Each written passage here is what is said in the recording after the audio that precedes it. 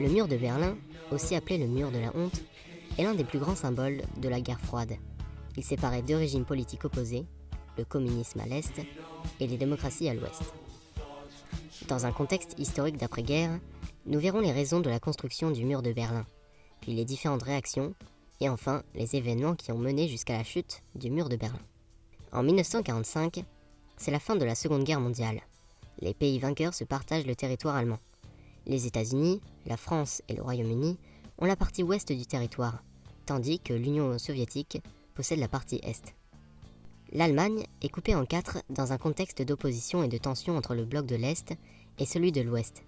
Ils se livrent une guerre indirecte. C'est la guerre froide. Le 24 juin 1948, Staline organise le blocus terrestre de Berlin pour asphyxier économiquement la demi-capitale occidentale. Les soviétiques veulent donc couper toute relation terrestre entre Berlin-Ouest et l'Europe libre. Et pour forcer les Occidentaux à partir, Staline coupe les routes et les voies de chemin de fer qui mènent à Berlin-Ouest. Immédiatement, les forces de l'Ouest contournent ce blocus en mettant en place un pont aérien et créent donc une frontière. En 1949, soit un an plus tard, les soviétiques stoppent le blocus faute de résultats.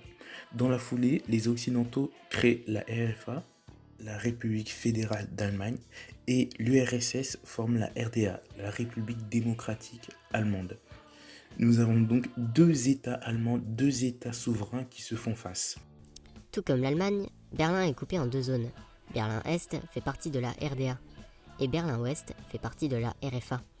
De plus, Berlin se situe au milieu de la zone soviétique, dirigée par Joseph Staline.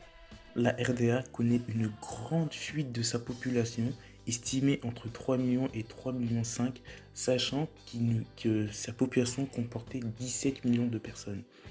Pour limiter cette fuite, toutes les frontières de la RDA sont fermées, sauf celle de Berlin. Le 13 août 1961, l'URSS construit alors un mur au milieu de la ville pour empêcher les habitants de Berlin-Est de fuir. Les Allemands ne peuvent plus se rendre sur leur lieu de travail et même les enfants doivent changer d'école. Les armées occidentales ne bougent pas car cela pourrait être considéré comme une attaque. De plus, cela les arrange car ils sont reconnus comme légitimes à Berlin-Ouest. Si le mur résout des problèmes, il provoque aussi des tensions entre l'URSS et les États-Unis, notamment à Checkpoint Charlie, un point de passage entre Berlin-Ouest et Est. En octobre 1961, des soldats est-allemands tentent de contrôler les papiers de diplomates américains, qui avaient jusqu'alors le droit de passer librement sans présenter leurs papiers. Ils refusent et ne peuvent plus traverser la frontière. Face à cela, les Américains font escorter les diplomates avec plusieurs tanks. En réponse, les Soviétiques positionnent une trentaine de chars de leur côté. Le 27 octobre 1961, des chars se font face pendant plus de 16 heures. Finalement, ils arrivent à communiquer et apaisent la crise, car ils ne veulent pas d'une guerre ouverte. À partir de 1975, avec la construction de la dernière génération du mur, il ne s'agit plus d'un mur, mais de deux murs. Pour passer de la RDA à la RFA, il fallait d'abord franchir un premier mur, puis traverser le No Man's Land, et enfin passer le second mur. Tout cela sous le regard des gardes qui avaient l'ordre de tirer à vue. De plus, ils faisaient aussi des rondes. Malgré ça, dès le premier jour, des habitants de Berlin-Est ont essayé de traverser au péril de leur vie. Plusieurs moyens étaient utilisés pour passer à l'ouest. Se cacher dans des voitures, des trains ou bien des tunnels, ou encore en ULM ou en montgolfière. Bon nombre de personnes sont mortes en tentant de traverser le mur de Berlin, et d'autres sont emprisonnées par la Stasi, la police politique du régime soviétique. Mais qu'est-ce qui pouvait pousser les habitants de la RDA à prendre autant de risques pour fuir ? Tout d'abord, ils étaient étroitement surveillés. Ceux qui étaient considérés comme hostiles au régime pouvaient être interdits de poursuivre leurs études, et on pouvait leur attribuer un travail d'office. Il n'y avait pas réellement d'élection libre en RDA. Par contre, il y avait un décalage économique très important avec la RFA, car la RFA était soutenue par les États-Unis.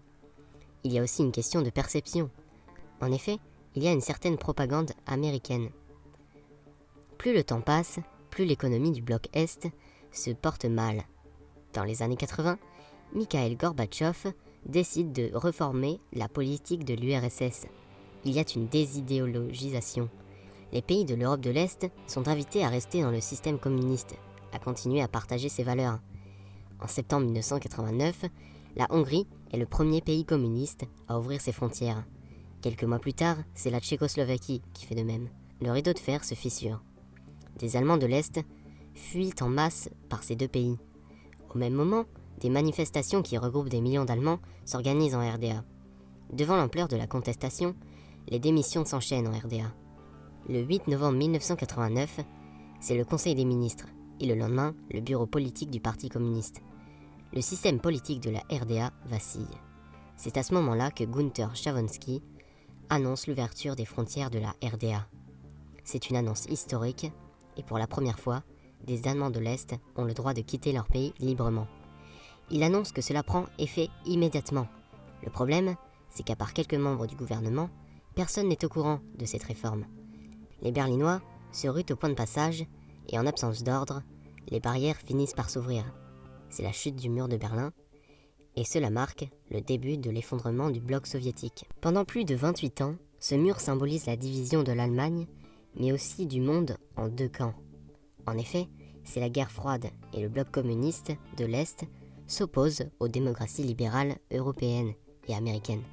D'un côté, les États-Unis, et de l'autre, l'Union soviétique. L'affaiblissement de l'Union soviétique va conduire à la chute du mur le 9 novembre 1989. C'est la fin de la guerre froide.